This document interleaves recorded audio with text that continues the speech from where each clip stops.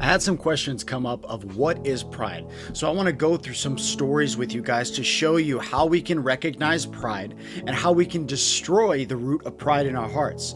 And I believe that the only true way that we can actually get to the root of pride is by asking God to remove that pride from our hearts, praying to the Lord and asking God, put a spirit of humility inside of me and remove all the rebellion, remove the wicked, remove the sins, remove the addictions, the strongholds, remove the pain, remove any lies in your heart, in your mind, in your soul. We need to be constantly renewing our minds by filling our hearts with the Word of God. And that is really the only true way we can get rid of pride.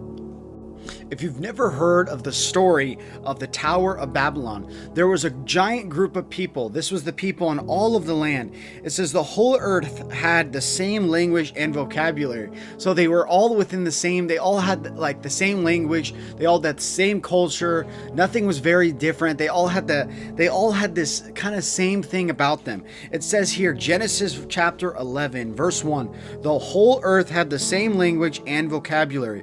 As people migrated from the east, they found a valley in the land of Shinar. And then it says, and settled there. They said to each other, come. It says, come, let's make oven fired bricks. They used bricks for stone and asphalt for mortar. And they said, come, let's build ourselves a city and a tower with its top in the sky. Let's make a name for ourselves. Otherwise we will be scattered throughout the earth. Your pride could lead you into destruction.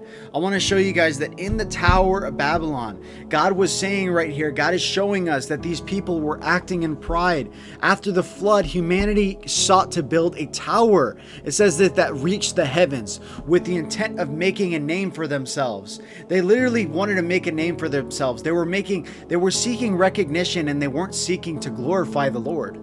They wanted to avoid and prevent themselves from being scattered throughout the earth. So they took it in their hands and they took it in their control. This act was driven by pride, as the people wanted to prove their greatness and defy God's commands.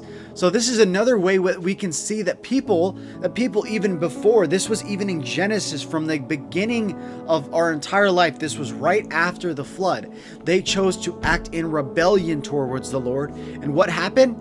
They had their own destruction. They led to a fall, and they led to their own failure. And they failed because they acted in pride. They failed because they acted in wickedness and rebellion against the Lord. Remember, do not fight against the Lord, but fight with the Lord against the enemy.